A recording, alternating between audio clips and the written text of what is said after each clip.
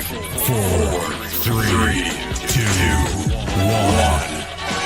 Turntables activated. Get ready. The most versatile hip-hop radio station in the world. You can talk about us, but you can't talk without us. Phenomenal radio. We are what radio should be. You could listen to one of those other stations, but what would your friends think? Holy where'd you find this? You're locked into the number one online radio station. Here we go! It's not that your radio sounds strange. You just found a station that plays what you like. Phenomenal radio. Radio just got a lot more fun. Thanks for listening.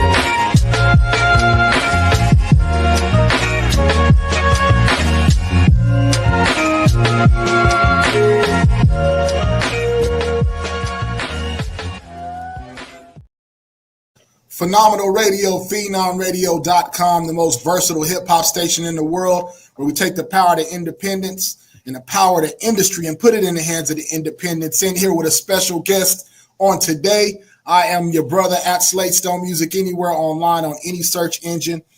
Just check us out. Hashtag 1000 Network on any social media platform. You'll find us. And this is Audio Forensics, globally streaming in 128 countries. Via multiple platforms, but without me taking too much time, I'm going to pass it over to DJ Despair. He's going to pass it over to Dick James, and he's going to introduce our special guest on today. DJ Despair, what's going on, man? Yo, this is DJ Despair, all the way out of Canada. Official Nerd DJs, Rough Riders, the list goes on. Street Killer CEO. Also started a new marketing company also too that we're going to talk about later, but appreciate you guys and shout out to Dick James. Peace and love and light to everybody that's checking in with us, man. We are here on this vibrant Saturday. Hey, we can be viewed on our network in over 100 million viewers and listeners around the world. You know, shout out to my partner, the original founder and creator of Phenom Radio, KPTX Digital Broadcasters, Dr. Slate Stone. I myself am Dr. Timo James, otherwise known as Dick James, and I am the co-owner of the most diverse radio station on the entire planet. It feels so awesome. I am also CEO and founder of the Industry Plug magazine, and these are my brothers, DJ Despair, the true champion and king, hailing all the way from Canada. Dr. Slate Stone, hailing all the way from Lubbock, Texas, and currently in Dallas, Fort Worth, Texas. And today we're excited because we have who we call the Mexican Messiah of Black urban comedy culture, the greatest of all time. And that's not just an opinion. Those are true facts.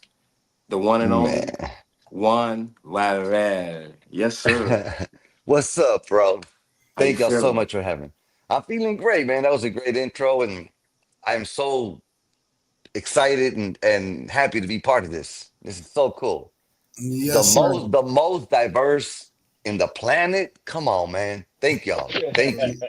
Yes, sir. Thank you. Thank you. And you probably, I know you know something about that and can relate to that, being in the lane that you're in comedy and being who you are and doing what you do.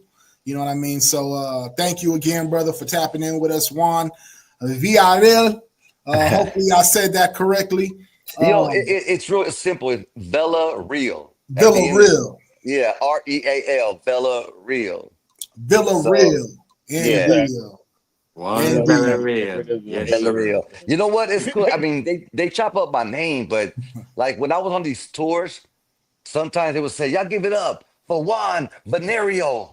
And I'm like, and I was single at that time. That killed all my chances. Like, that's it. I look at my manager. He had one job, bro. That's it. Me and you, we done for the night. You got it too. Yeah, we both got Venerio. All right. Yes, sir, brother. Yes, sir. And you know, speaking of that, man, I just want to say real quick, when my brother Dick James told me that we're going to be blessed with your presence and your time, I instantly went to some jokes in the Cedric Entertainer comedy DVD I used to have back in the day, man, when I first seen you.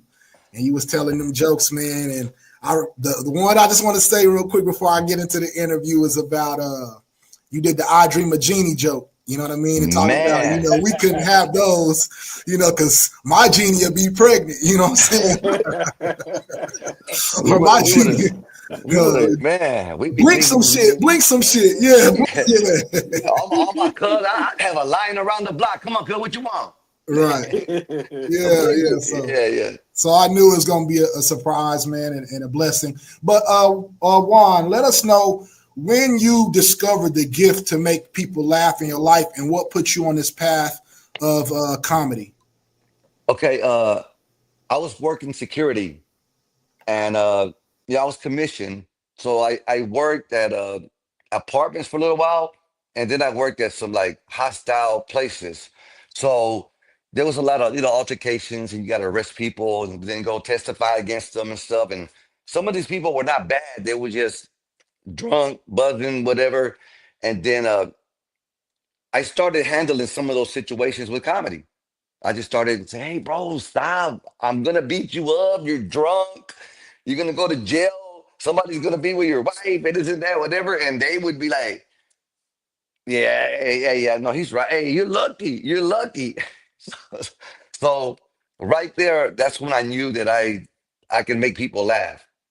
And being a security, you take advantage of certain, like you take control of situations. So I wasn't afraid to talk in front of people. Yes. So yeah. Yes, And sir. then and then I got tired of it. I was struggling really bad. I was married. I had 4 kids, 4 boys, almost back to back. And then man, we was struggling, bro. My cousin showed up with a car and said, "Hey, cuz, let me put this in your garage for 500 and we're gonna pick it up in the morning." And I know it was not his, but $500, man. And when you're poor and you pray for something like, man, anything, God, please, man. We were thinking God. Yeah. That's how poor we were. We were thanking God for that stolen car because my cousin gave me that 500. This was like 11 o'clock in the morning. Man, we had just got our lights cut off and our water. I wouldn't have got them on. And then we bought some groceries. And then we went to Blockbuster. Man, we had a good night. We were just grateful. We were calling people, "Hey, man, you good? You don't need to borrow $5, $10. You straight?" Yeah, you know what I mean? We were blessed till the morning. My neighbor called Crime Stoppers on me. They gave him $80 and they took me to jail. Oh, damn. Yeah, that fucker. That probably was a blessing in itself, though, too. Yeah. Right. As soon as I came out, you know what I mean? I did like 2 days. They bonded me out. I went home and I saw they used to have a free paper in Houston called the Green Sheet, and they got jobs and advertisement and stuff. And I'm sitting there, and I'm in the garage, man. I'm crying, bro. I feel like I'm a failure. I'm 25 years old. I got my kids. We're struggling, and then the paper lands in front of me. I don't drink. I've never been a drinker or partier or nothing. But the cannabis, yes, I did that, and I was really poor at the time. So like I never lost a roach. Like I knew where all my stuff was. So yeah, and then I'm in this garage. It's about to rain. It's getting cloudy. It's windy, bro. And then that paper, you know what I mean? The little thing flies and it lands on the paper on the green sheet. A little roach. And I'm like, oh wow, I didn't even think it was real. I got it. I was like, oh man. I said, thank you, God. And then I smoked it and it's getting stronger. The wind is starting to rain, and that paper opens up, bro. The paper opens up, and I'm looking down, and it says, "Amateur comedians wanted. Be a star.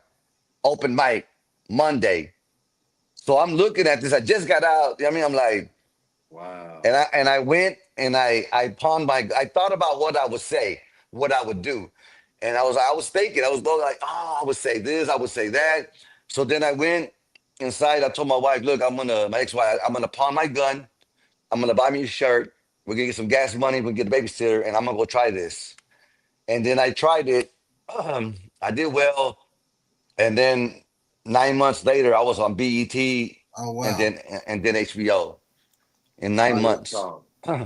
straight Yeah. to the Yeah. top. Straight to the top, man. But look who I was with. At first, I was at the Laugh Stop, and those are great comics. They're writers, and Ralphie May was part of that, and Rob Mungle, and a whole lot of people, man. Pineapple, some of the Outlaws, and it was really cool. But I grew up at the hip hop comedy stop with Rushawn McDonald, J. Anthony Brown, and Steve Harvey. Right. So in 3 months, they would always use a local to open up or feature to warm up. So in those 3 months, I worked with Paul Mooney. I worked with Michael Collier. At the time, he was killing it. Oh my God, I worked with so many people. Steve Harvey, Arnest J. Oh my God, Arnest J was a beast. Yes, he was. So I got raised by them. Arnest took me on the road a couple times, and I That's thought I tight. looked I thought I looked cool, man. You know what I mean? I was wearing my little stuff, and Arnest is like, "Wow, what you wearing tonight?" I'm like, he's like, "Let's go to the mall, man. I gotta go to the mall and buy something. You wanna go with me?" And he would go and buy me a shirt, some pants, and That's like, and then when I would get to the event, I'd be like, "Oh, okay, they're." I was gonna look ghetto, bro. Like the workers were dressed better than me. yeah. Yeah. Yeah. So Arnest looked out for me a whole lot. Bruh, man, Chucky Ducky, they were the first ones that really took me on tour all over the country. That Right. was fun. So I was raised, and then I go to LA. I'd go to the Comedy Store, and that's where Andrew Dice Clay and David Spade, and I mean everybody was there, bro. So I was Yes, raised right away by like some of the best. yes, sir. Yeah. So that time when you went to you said within 9 months you were doing the BET thing and on the road and being raised by some of these great comedian greats. Was that the last time? Have you ever worked a job since then, or have you been doing comedy? If you don't Oh mind no, sharing. no, no. What I was gonna do, my that car, I got in trouble, and I took a long probation. I took a 10-year deferred adjudicated, which means they would take that off my record, and it would not be there because I had a lot of cousins and family and stuff. They're police officers, law enforcement. They're Secret Service and all sorts of stuff, man. Homeland Security, and I wanted to be that. I wanted to be a detective really bad. And so while I was doing comedy, getting paid in these towns, I was applying for security. Yeah, My manager was like, "Bro, what are you doing?" Like, "Oh man, I thought comedy was just gonna be a part-time thing." I didn't know. Once I did BET the second time and HBO, man, then a lot changed. You know what I yeah, mean? It was like 1,000 a week, 1,500 a weekend, per show, and so that I was like, damn. And then my cousins that were police officers said, "Look, Juan, there's a lot of politics going on in this business. If you're good at that, just do that, cuz you've always been funny. Just do that, cuz there was a lot of stuff going on with, right. this was 93. This was 92 when I started. My cousins told me this in 93. And that's when crack and everything was taking over, bro. That's when it was just those 90s. Yeah, So yeah. So they told me, man, cuz if you can do this, and it was cool, man. It was fun. They were flying me places, and I mean, I was straight hood. I still had food stamps. I was still on food stamps. yeah. So Right. I was trying to use my food stamps in other states. They're like, man, get this shit. I was like, man, I just Yes, want sir. some, I just want some Cheetos and bean there. Right.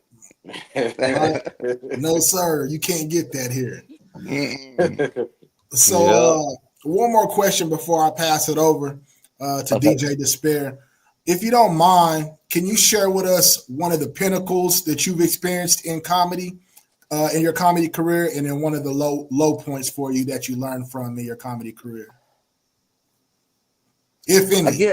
I guess the pinnacle would be coming second in the black comedy competition. It was the Bay Area Black Comedy Competition, and I was just hanging out, with my friends, my black comedian friends, right? I was like the only Mexican there, and they're like, "What's up, Juan?" Everybody knew me, so they were like, "Hey man, you want to try it? You want to jump in?" And they put me in there, And I'm like, okay. And I had already been doing this is like 2000, 2001, something like that. I had already been doing comedy a lot because I was on the road in those years. I was in St. Louis, New York. I was all over the country. And then I was doing Latino shows and then corporate gigs. And then like I was learning. That was my full-time job. So every day, sometimes I'd be doing like in New York, 12, 14 shows a day. So I was working a lot. So when they put me in that list, a whole lot of comments were like, well, he's already been, he's good, he's good. Well, I got a standing ovation and made it to the next round, and then I got another one and made it to the final six. And I was changing my sets. I was doing different sets. So the last set was gonna be a banger. And you know, they kept bringing up the announcements every now and then before they bring it. Come, don't forget, we like to thank our five black sponsors. Our five black sponsors, and they would, say one of them was a McDonald's and stuff like that. And so there was a lot of talk, going on, and I'm oblivious to this, bro. I'm chilling, I'm smoking, laughing, I'm playing golf. I'm just like, whatever. And then my manager said, "Hey, Juan, I think they're going crazy right now." I'm like, "Who?" And Tony Spires was the one who did that. And I was like, what do you mean? Like, you don't think Tony's messed up right now? Like, Juan, if you go out there and you do that set, you're gonna blow it away. But I mean, this is five black sponsors, Juan. This is the Bay Area Black Comedy Competition. And I was like, yeah, Mike Epps, everybody was around there, bro. All the comedians. And I was like, and I was different. So what do you mean? Like you're not gonna win, partner. But I like, well, if I come in second, that'd be good, right? He goes, yeah. He goes, man, you already made it to the final six. You're gonna get work. But I'm like, no, okay. So then I came in second place. Yeah, So that was after that, everybody wanted me, man. Overbrook, Gersh, everybody wanted to sign me up for a development deal. that's tight. But yeah, man. So that was like the pinnacle. And the bad part was working all the way up there till I can get there was not being around my family and kids enough. Yeah, Yeah. And sometimes I've done podcasts where I say, no, I had to be there for my kids because I didn't live in LA. I stayed in Houston. I never wanted to leave my kids. It was my ex-wife and I had five kids. I had four boys and a daughter. So my they made a clip saying that I had to be there for my kids, and it made it sound like I raised my kids. And man, they all called me, "Hey, Dad, I saw that." And I'm so glad because their mom did a lot for them. right. Their mom raised them. Their mom, I was like the hero, bro, stepdad. Like you know what I mean? Like their stepdad is like I don't know how people hate stepdads or you know what I mean? Like the people that break up. Like if some man is feeding your kids and taking care of them, how can you be mad at him or hate him? Like, so I had no hate for this man, no nothing and everything, but I wasn't there enough to be there. But yeah, man, they jumped in and called me. They were mad at me.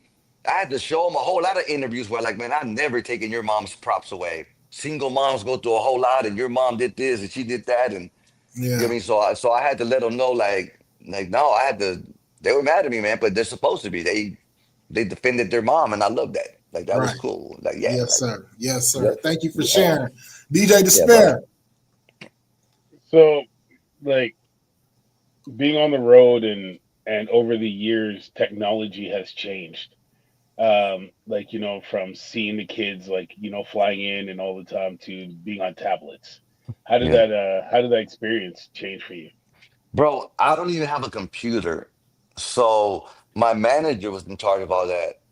Like my road manager now that's with me, that fucker, I love this dude. He's the one that created my Facebook, Instagram, all that. I didn't want none of that. I thought I was good, man. I was selling out.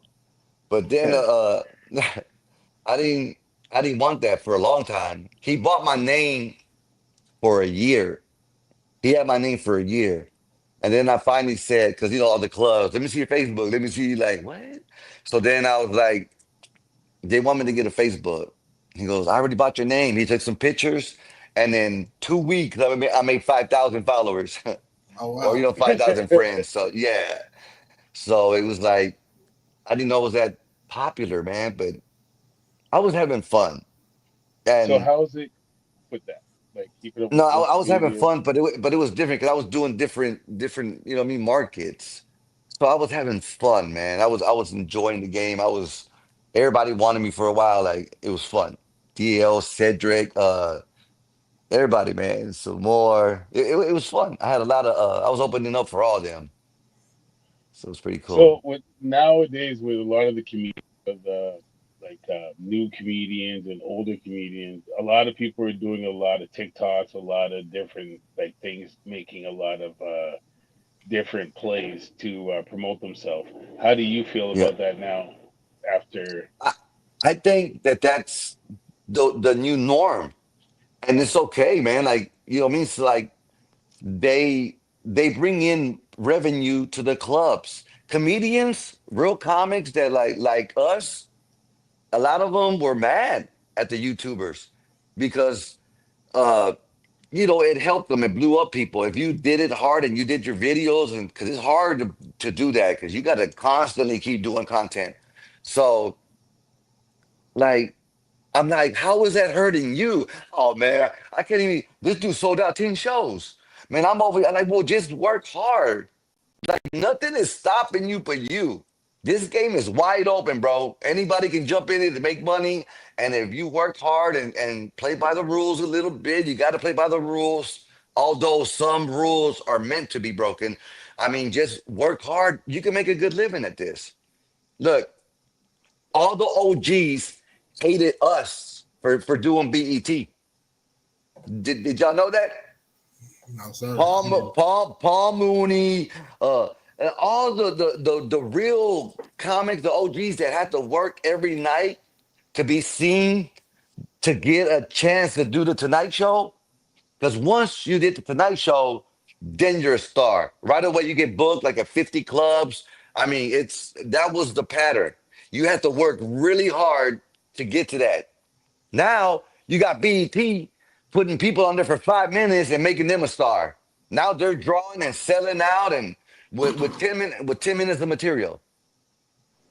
yeah, So they were mad at us, like especially Paul Mooney. I was in the car with Paul Mooney, and me and him were in the back seat. Like, can you cuss on this? Yeah, yeah, yes yeah, sir. Okay. yeah, yeah. Okay. Well. Paul Mooney. I don't know what happened, man. We were cool. We went to the store. My manager was driving. Somebody was. I forgot who was in the front, and then it was Paul Mooney. And Paul Mooney just said, "You motherfuckers. You're a good guy, Juan, but I don't like none of you motherfuckers. You ain't put your dues. You ain't paid no dues. You went on TV and did 5 minutes of fucking jokes, and now you're a star. Now you selling out. Now you motherfuckers don't deserve this shit." Man, for about 45 minutes, I knew he was gonna run out of cuss words, but about every 5 minutes, I would hear a different word that I didn't even know what it meant. I was like, damn, so I get it. So I get it how us, the comics in this era are mad at the YouTubers. Well, Because it's just they like the were, same as music. Like you know what I mean? Like you had your parents getting mad at their parents getting mad at them for switching to yeah, listening to this one listening to this, to us listening to hip hop, to now we yeah. sitting there with our kids listening to hip hop. Oh, So I it's know, man. you know, And there's it's still like some good hip hop. I told my kids, because my kids are older now, but when they were, I said, man, there's some good music. Because for a while in the 90s, when my sons were teens, man, all they were playing was that thug stuff. I met Tupac. Tupac loved me. We kicked it. Me and him and Eddie Griffin about 3, 4 times. It was cool, but like it was good music. And I mean, Tupac. That's hey, don't that's go too far. that's all I Of listen course. to. Like Let us your best. that's all I listen to, bro. I'm sorry to cut So. you, but you got to give us your best Tupac story. Oh my God, man. Okay, I'm from Texas. I grew up in the hood, uh, mostly with black people. You know what I mean? Like, and so, all my friends, Trey, Greg, there's always a Craig and a Greg in the black neighborhood. So, Craig, there was always a Ray, a T, letters. So we used to hoop, play ball, and have fun and chill. we were young, but none of us are like drinkers or partiers or nothing. We just like it'd be like Saturday 7 o'clock. Hey man, let's go to the gym. They got a gym over here, man. Where they got pickup games. Like let's go. So that was our thing. That was our thing to play sports, man. Play ball and hoop and stuff. So like, man, I forgot. I lost track where I was going, bro. The You asked me a Tupac, question. the Tupac Okay, story. yeah. So growing up with my friends, we're from Houston, man. We say the N word. You know what I mean? So I I did not know that in other states they didn't. So when I went to LA and I did Fat Tuesdays, and somebody said something, and I said it, and whatever, and I got a standing ovation, and I said, but I had been saying it. Like this is '93. When I met Tupac was '93. So from '92, I was doing a lot of urban rooms, and I would say it. The only time I wouldn't really say it was when there was just white people. Cause I said it in front of white people one time, all white and all Mexicans one time, and they ooh like I they like oh ooh like, and I was like, what's going on? Like what happened? I didn't even realize that. You know what I mean, like what's going on? Like what did you? I was still saying that. Like what's wrong with him? So when I went to LA and I got a standing ovation, that's when Pac, I got off stage. And, you know what I mean? People were showing up, people were looking at me kind of crazy and stuff. But then that's when Pac ran up to me. He's like, man, dude, where you from? I'm like, Houston.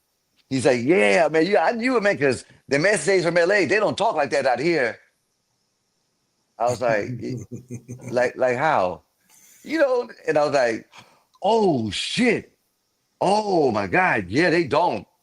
They don't, because the Mexicans in LA, they wear their pants way up here, bro, and they're walking around with their pockets like that, and let me see your ID, the wallet right here, like bro, like I was I was different. I was wearing my Dickies, my J's. I was totally different. So that's when Eddie Griffin said, "I told you, man, that's my dude, man." He goes, "Man, you want to smoke?" And we went downstairs and we were smoking. He's like, "Dang, bro, like." Because the room was still staticky. I mean, it was still the energy was still there. He goes, man, I don't think you know what you did, man. You went in a room full of black people and just rocked them motherfuckers. And you were real. That shit was real. I felt that shit, whatever. And I said, well, that's that Bruce Lee philosophy. I'm old school, so Bruce Lee be like water, like Yeah, to adapt. So I didn't even start writing Latino jokes or black jokes or white jokes. I just started doing me right away. Yep. I was talking about my food stands and I was poor, whatever. So they, I was not like I didn't know that was a big deal. right. But we brought up Bruce Lee. That's when Pop was like, "Man, what you know about Bruce Lee?" And then Eddie Griffin like, "Oh, hold up. What do y'all know about Bruce Lee?" So we all thought we knew more about Bruce Lee. But Yeah, then they found out I knew way more. Yeah, I mean, yeah. yeah. So, what was it like working with Eddie Griffin? Because he's one of my friends. Like, what's his personality like? Like, what's it like on a day to day doing shows with him? Like, does he push you? Does like Man, what kind of? it's so laid back. Eddie is Hollywood. Like when you go to his shows, the limo picks you up, they take you, everything is mellow. Some green rooms are lit, man. I'm like party, do all sorts of stuff. Well, with Eddie, sometimes Eddie would get his own green room that was like about as big as a warehouse inside the building, like the venue. Like, hey man, I didn't even know they had a room like this. And it's Eddie and one person drinking champagne. That's it. Just Eddie and one person, man. And I'd go in there. What's up, Eddie? Like, what's up, man? Come on, Juan. And like I get to kick it with him, but mellow, good dude.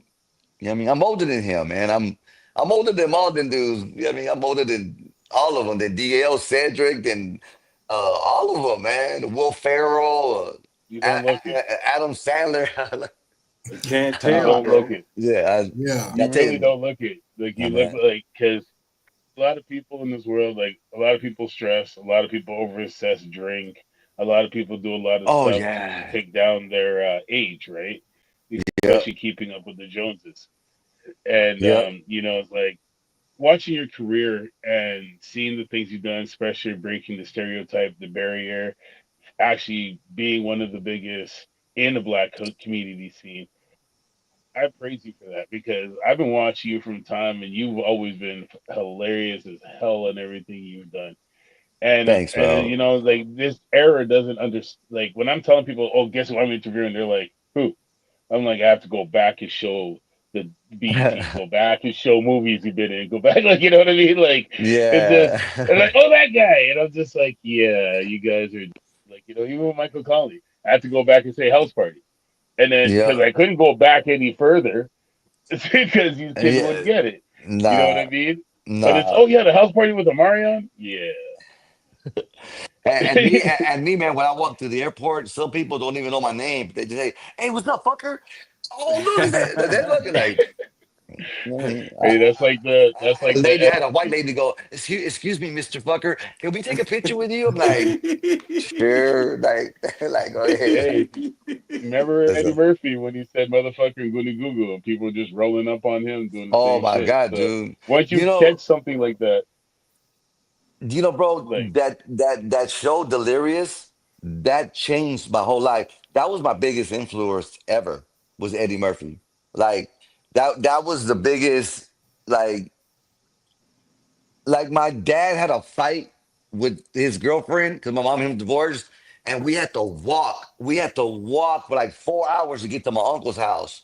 So we got there, they gave us some food and stuff. Like, man, and then my uncle, we had HBO with a cable box. Tee, tee, tee, tee, tee, tee, tee. So it was on HBO, and Delirious came on. And my uncle don't watch comedy, man. He don't watch. You know what I mean? Like I tell people, man, like my uncle didn't. He liked some shows, the Jeffersons when they were popular. He was Good Times, stuff like that. But he really wouldn't watch black movies or like that. He was more Mexican stuff. So when we got there, and it starts out, Eddie Murphy about fucking whatever, and they were kind of laughing, and then Eddie starts getting into it, with the Ricky Ricardo, yeah, go curse that bitch out, like you know what I mean. He did Elvis. My dad and my uncle were both big Elvis fans, so man, I've never ever in my life ever heard them laugh like that again. My dad and my uncle, me and my brother were on the floor laughing our ass off. My uncle in my family, I do a joke about it. We fight each other. We don't have Christmas or Easter parties because we'll fight each other, bro. We can go to Easter at a park and there could be 20 other families. You know what I mean? So, and then when you hear the stuff fighting, we're thinking it's our family against another family, and we could all help each other. No, it's my cousin and my grandma, my tia's jumping in, like fuck, bro. Like the other families, and I don't know, it's them, it's cool. Everybody back up. The other families just start recording. Right. Yep. So yeah, so it was the that I'll never forget that day was like a special day, and that the fight that started everything was, hey, this is my house. You know what it is? This is my Theo Lias had just said that about 3 days ago. It caused a big old fight. So now Eddie Murphy's saying it. Man, my dad and my uncle were going crazy, bro.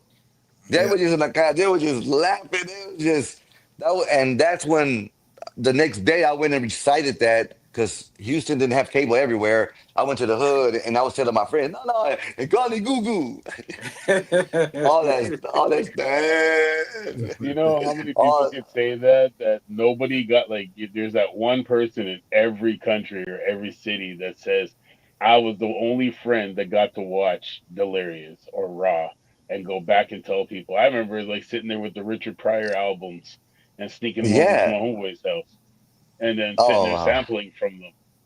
Like Oh wow, it that's was cool. I Yep. remember when I got a hold of the Rudy Ray Moore album. I didn't know whether I was going to listen to some music or get schooled by a pimp. I didn't know what Yeah. was going on, right? You know what I mean? Yeah. So it And was me, good talking. the albums that I listened to was like of course I listened to all that Rudy Ray and all that, and then Cheech and Chong, they had an album where they would do little skits and stuff. So that's how long I've loved comedy and I can remember it. Like I never thought I was gonna be a comedian, bro. Never. And now I took a 10-year break. My stepmom got really sick, got cancer. She passed away. I did 9 months. And then those 9 months changed my whole life. Lost my house, car. I was canceling shows. And now I'm like, wait a minute. Like, hold on. And it wiped me out. We went from a house to a little bitty shack in the back. And then my dad got kidney failure. I took care of him. And then my mom dementia. My biological mom had dementia. So I was doing sniper shows. When Snoop would come to town, come on, cuz you want to work? Yeah. Or DL or somebody, Corey Holcomb, what's up, man? You want to come through? Yeah. So I was just doing sniper shows and people were looking out for me. So that's why I didn't hit social media hard the way I should have. I was busy, bro. And now things are picking up. They're calling me, man. I'm going all over the country, bro. So That's I'm tight. really lucky. Yes, sir. Are you Yes, sir. thinking about, before I'm done, pass it over to Timo? Are you ever going to do like a comedy album or some kind of like, music album or something? You know, they're doing that now. They're doing that back on albums. Like they're not Right. even doing digital stuff. Like they're so I'm open to everything, bro. I want to work and make people laugh, and if I got to do a comedy album, I got about 6 DVDs that are really funny. The editing is good, the sound and everything. It ain't no $50,000 production, but the jokes are funny and everything. And I got those saved away, because I'm Mexican, bro. So when Mexicans die, that's when we're rich. So you know what I mean? Richie Valens died, boom. Selena died, boom. It's like all the Mexicans. So now I'm thinking like, damn, I ain't gonna be rich till I die. Like, you know what I mean? Like, Yeah. sometimes Don't you want to. always think Sometimes like I that. know. Sometimes I want to see what it's gonna be like. I want to hear the stories, and I know faking your death is illegal, but man, can you imagine that? Can you imagine that So, dying and then you get to see what's going on for a year and a half? Just see well, how what about people. this? Why would you do a comedy series based on that? Wow, Yeah, I'm a man. geek. I'm a geek. No, but bro, my brain is going 1,000 miles. Wow, I can do. I can do that. I can do And that. yeah, we want to be involved, and I want credit on that too. So yeah, I got Yeah, bro. Man, We'll push it, man. We'll push it. We'll help you push it, man. because I we want to got have TV network access. We got a lot of no, stuff around here. So man. What's up, bro? I got some sponsors. I got people trying to throw money at me, but I don't know what to do with it yet. So that might be something cool, man. 'Cause that'll because be low budget, but no, but it's funny man, as hell because everybody's on Timo doing all these little movies and little skits and little things, yep, and you've always seen people do the death from the perspective of the family handling it. But imagine yeah, if it was you standing over. We'll talk a whole nother story. Like just yeah. No, because at my have that. funeral, I already got a film coming up. This Right. is, hey, I didn't even like some of y'all motherfuckers. Y'all shouldn't even be here. I had to know, and like, and my wife, like my widow wife, she's free. Like I don't believe in women. I got to wait a year, 2 years. Like, baby, if something happens to me, live. You Right. mean I want you to live your life and be happy. You've been good to me. You took care of my Uh, parents. You helped me. My kids love her. I mean, her kids love me. I love her kids. So it's like, man, baby, I want you to live because some people start living, but they stop. They stop living. I told my wife, so there's gonna be a video gonna pop up and say, hey, she can do whatever she wants. If she meets somebody, y'all leave her alone, mind your own business. She can like just leave her alone. She might meet the right motherfucker at my funeral, and y'all gonna fuck it up. man, Cause see, that's the you feel thing like is like everybody's got these comedy skits and stuff, but no one's ever had a whole thing based on a funeral since Amen and those type of shows. You know what I mean? Like every day, what's going on? Like, but imagine just a continuous series of different funerals. man, yeah, bro, It's your show. It's yours, Juan. You know what I'm saying? We'll look forward to man. coming out, man, and No, be right no, there with you pushing it, no, man. no. Yeah, this will be us. This will be our Yes, story, sir. bro. Yes, Yeah, this sir. will Well, this. you know what? It's like when people get together, like Slate and Timo. This was an idea, and Yeah, now that we're here talking to you. yeah. So This is thank cool, you, Big man. James, for making this happen, man. Appreciate Big it. Oh James, man. it's on you. Sure enough, we share our story because both kind of let our mothers rest in paradise during the same Yeah. duration.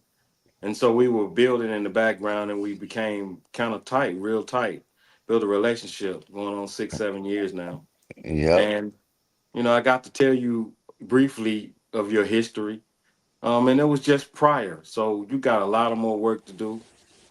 You are the Mexican messiah of Black urban community Thank you, comedy man. culture.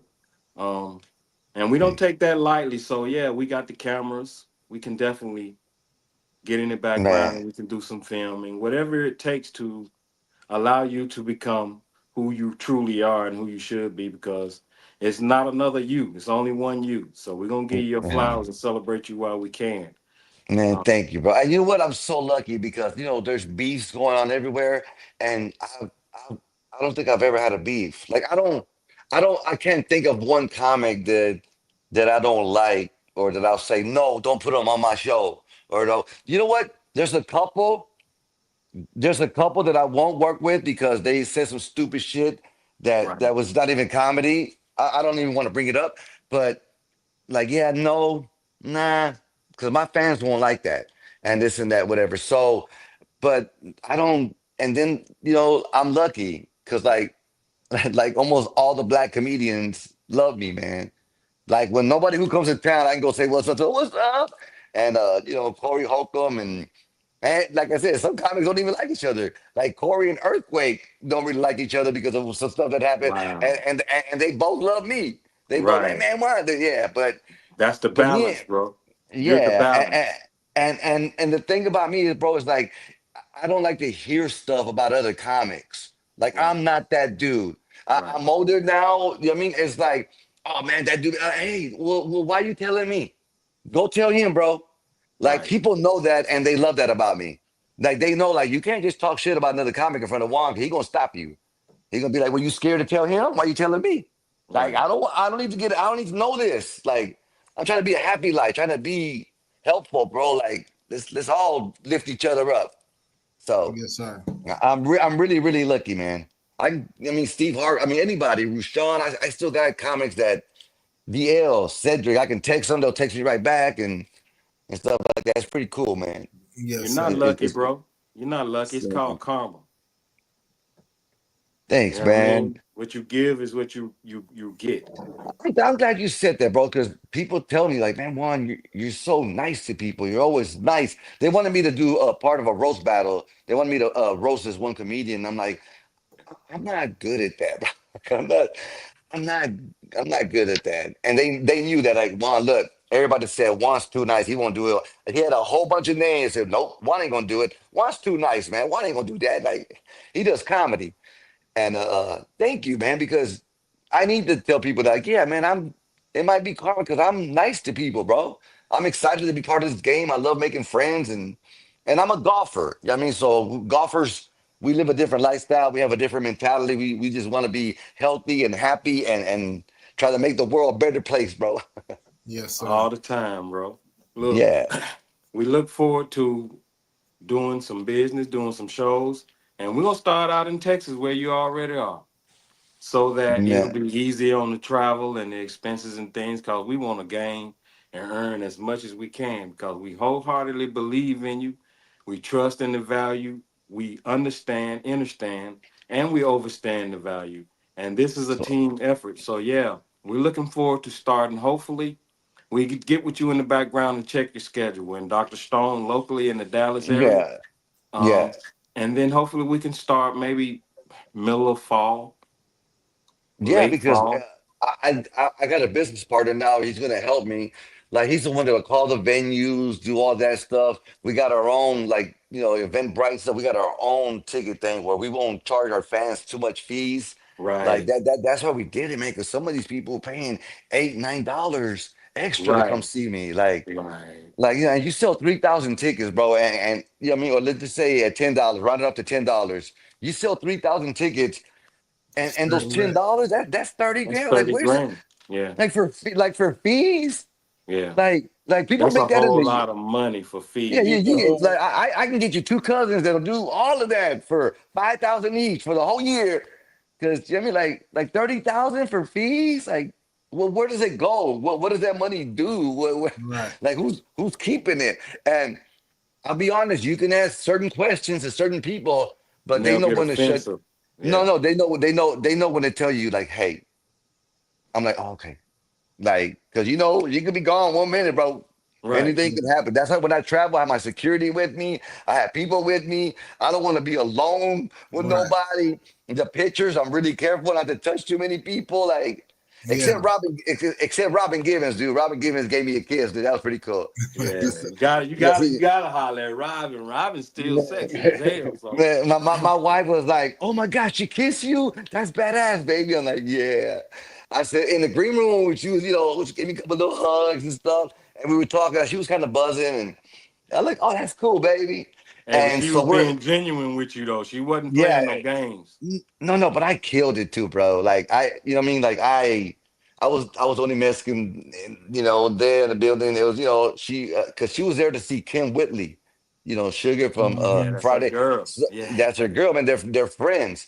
Right. So yeah, so I was the only Mexican there, and Chingo Bling is another comic who's draws like a lot of Mexicans. I said, Hmm. yeah, man. So they asked me tonight, like, Juan, are you gonna go see Chingo Bling? There's gonna be like 1,000 Mexicans over there. Or are you gonna go see Kim at the punchline? I'm like, you gonna go over there? I'm like, nah.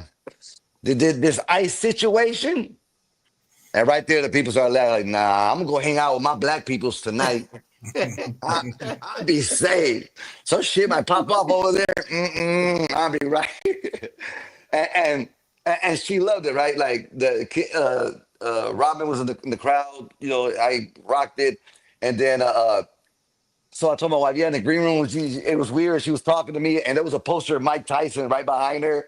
You know what I mean? So I was like, man, I wish somebody could take a picture of this. This will go viral. And what do you call it? So I'm talking, and I told my wife, yeah, she got a little whatever. And then we got Mr. Cat from South Park Coalition, a rap group in Houston. They're national, and he sends me a picture. At that moment, me and my wife are eating at a little restaurant. He sends me a picture of us in the green room where all of us were taking a picture. And in the picture, bro, Robin Givens, like she's she got her hand around me, like she called me to the middle, and she's on me a little bit, and she's looking at me with Chunkin' Deuce, and she's Chunkin' Deuce, and so now we're eating, and my wife's like, I said, oh, he sent me a picture of the green room, and my wife starts looking at it like, oh, and then she starts doing that zooming in thing, like, oh, oh, she really was on you like that. Like she's on you. Like, because Yeah. she was leaning on me, hugging me and everything. Right. I said, ah, man, she was a little buzzing. She goes, I don't know if I should be flattered or upset. I'm like, flattered. You should be flattered. Right. Yeah, I'm like, baby, Robin Givens ain't gonna come here eat some of these little tacos if I eat that's with me. Like this us. Right. Robin Givens out of my league. She gonna probably want like Olive Garden or some steakhouse. My wife started, I got a badass wife, bro. She started laughing and it was really cool. Yes, sir. It was fun, man. But I got to mess with her a little bit because everybody says, man, we saw Robin Givens kiss you. I'm like, yeah, y'all saw that? And I said, and I ain't even get her permission. She just got I still don't know how I feel about it. Right. Like I don't know. So that it was funny, man. Yes, sir. Man, this is awesome, man. Thank you for having me, man. Yeah, Like I you want to made do it an this. awesome day.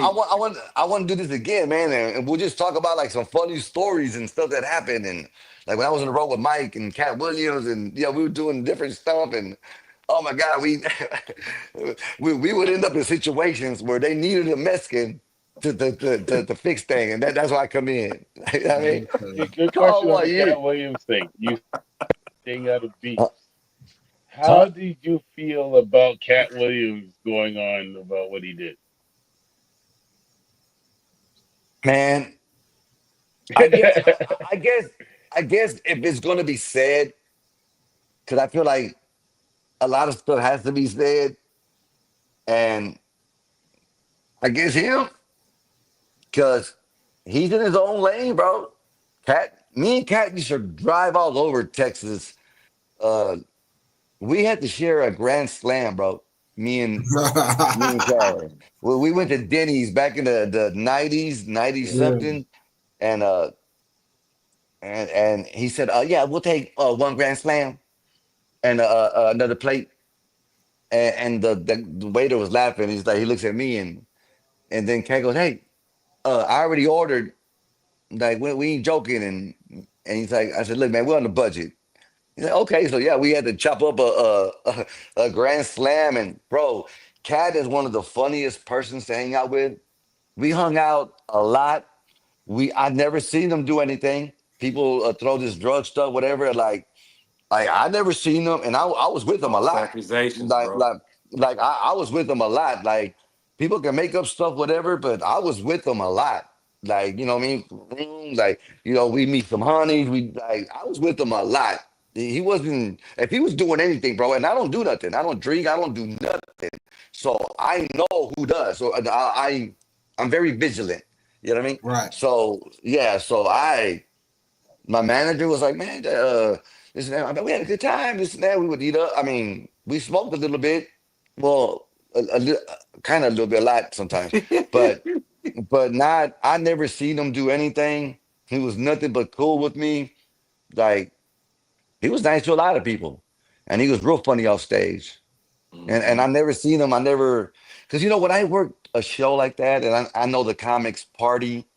I always get a call from their managers or somebody. Hey man, take care. Look out for him. Huh? Like, I know, like I know I'm gonna be the designated driver sometimes.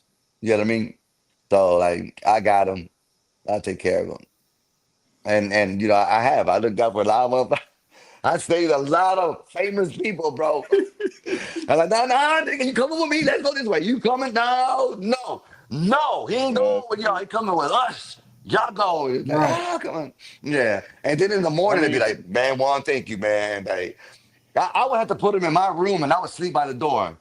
But these dudes, they would tell me, as soon as you go to sleep, I'm gonna go. You ain't gonna stop me. I'm a grown ass man.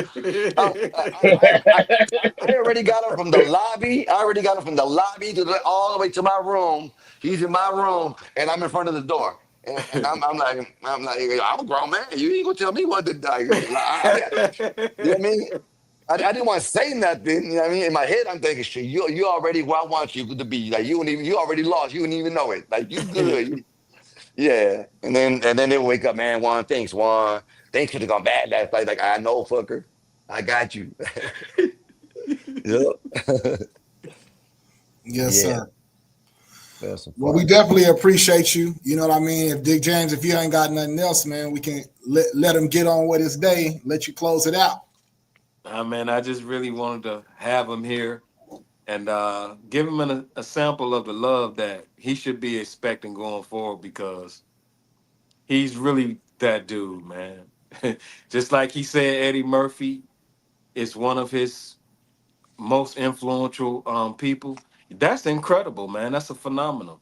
Yeah, because Um, I like Paul Rodriguez, but he never made me want to do comedy. right, Now that I've known him for 33 years, I love Paul. Paul loves me. We text each other. Love you, brother. Hope you're okay. Love you too, bro.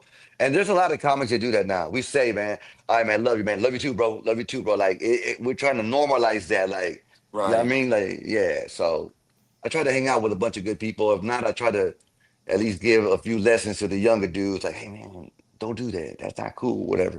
right, And then sometimes I just stand back and like, nah, that dude's too wild. I'm just gonna, you know what I mean? I'm gonna right. step back, let him, yeah. Stay out of the way. Because Absolutely. like a lot of comics were dogging me about Cameo because I'm not on Cameo. And they're like, wow, why aren't you on Cameo? I'm like, they are charging people $150 for me to say, hey, happy birthday. I hope you're having a great day. I hope you have fun. You be safe. And they're like, okay. I'm like, that's not cool, man. Like that I'm not Right. gonna charge my fans to do that. Yeah. So what I did, I went on a platform and I said, hey, listen up.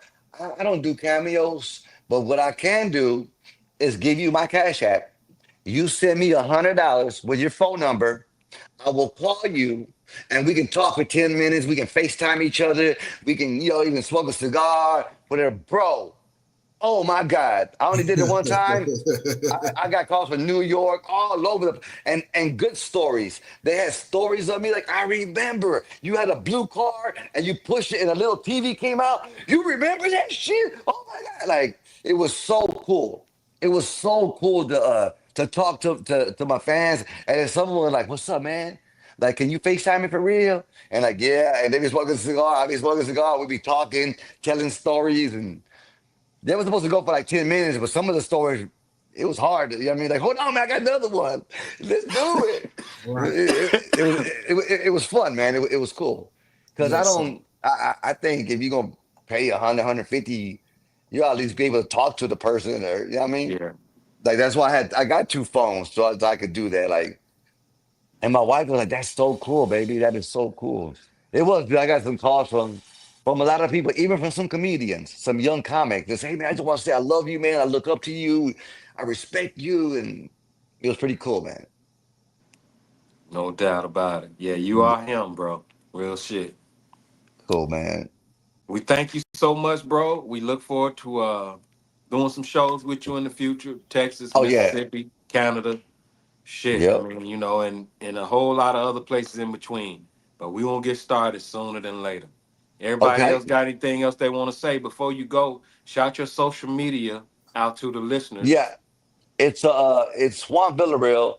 That's my name. And you can go to Juan Villarreal Comedy on Facebook to follow me, and then Instagram and TikTok is only Juan V. ONLYJUANV as in Vic, as in Villarreal.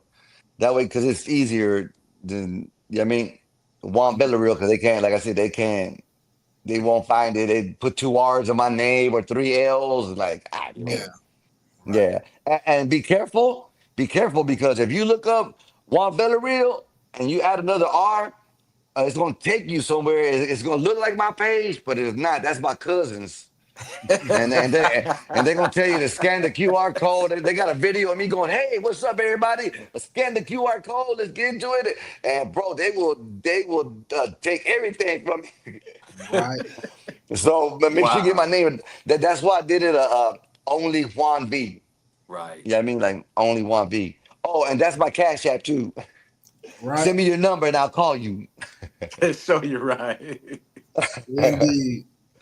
I definitely appreciate you and appreciate your time, the journey, the jewels, the stories, the gifts, and the Man, opportunities that have been presented with us today, man. So salute to you for that. And I definitely want to no. say I noticed your shirt, your logo, that Juan V, that JV in that shirt, man. That's pretty dope. You got Yeah, a clothing line? Yeah, I'm doing it. My buddy that was making them because I had some little shirts with like little bling on it, and they were cool, man. They were so we were gonna get some more made. You know, what I mean? I was gonna do some hats. They're gonna on my hats too, but that's when the Hurricane Barrel came and it wiped out my oh man, it wiped out my boy's whole shop. Like he does fishing gear, like I forgot what it's called, man. It's mi vida Costa, but he does like Scuba diving gear. yeah, and swimming gear and fishing gear, but it's custom. Like he'll put your logo on it, he'll size you up. Like that's what he does. So out of nowhere, he goes, "Hey man, let me give me a little logo of you, and I'll make one of you." And he did, bro, and it came out really cool. Yeah, that's But dope. but that hurricane came and it knocked out all these machines because he had it downstairs, his house was upstairs, and because you had the machines in your house, it doesn't count as a business. Yeah. So right there, those and some of those machines are 20, 30,000, bro. Right. So yeah, so because it was at home, I didn't know that. So some of y'all might not know that. Like now you know, like if you're working out of home, it's not considered a business. It doesn't your insurance, your home insurance will not cover that. So that was something that I learned too. And I was like, oh, okay, because I got a little studio that I'm working on and stuff. So I just wanted to find out what I mean what was going on. Yes, So sir. yeah, but I'm gonna have my own logo coming out, my own gear and stuff like that. So Yes, sir. Well, yeah, we so it's look pretty cool, forward man. to it. You be blessed, man. Again, thank you for your time. Man, thank y'all too, man. All right. And I tell everybody before in my shows, if you have somebody in your life and you can tell them I love you, say it. Because us as humans, we gotta say those words every day. We gotta say I love you. We got to hear them too. We got to hear them too. But that's what the world needs right now. It's just more love. Because I live in Texas, bro, and it's mixed. But whenever there's a flood or a hurricane, you see white people picking up little kids, black kids with the hood, Mexican kids with the hood. You see, I mean, everybody just helping each other. It's like everything goes away. And then the flood goes away, and back to fuck you, man. I don't give a shit about you either, man. Fuck you too. No, it's just like, damn. So right now, the world just Hey, needs a lot of love, bro. True Yes, story. sir. One society love. has made it hard for these youngins, these YNs, One male love. Yeah, lovers, to even turn around and say they love you, or they One got love love, without baby. saying no homo or no nothing. You know, yeah, One you yeah, love, just man. baby. Yeah, dude. One That's love. what we're trying. That's what we're trying to teach them, bro. Just one love, man. Like, one love, one look, unity. man. Yeah, bro. All On right, that note, I love y'all, man. Thank y'all for Love you having back, me. bro.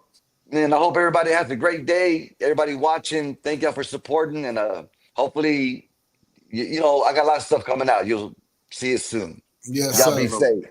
You too. Peace. One love. All right, brother. KPTX Digital Broadcasters Phenom radio station, the most diverse radio on the planet. What's up? I'm just trying to bring you finer things in real life. Check me out as King J the Blunt Man, and you are now rocking with the most diverse station on the planet. KPTX Digital Broadcasters, Phenom Radio. Listen, worldwide with this shit. Stop playing, let's get it. How you doing? It's me, the Prince of the Bar Jr., the official, baby. I got a lot of things I'm excited about, but in the meantime, we're gonna get on KPTX Digital Broadcasters. The King and the Prince, man, the crown bound downtown. It's phenomenal, baby. You know what I'm saying? Let's go. Yeah, it's Ja World, and I'm tuned in with the most diverse radio station in the world, PHENOM Radio. My new single, H-Time Love, going crazy right now. Watch start wanking.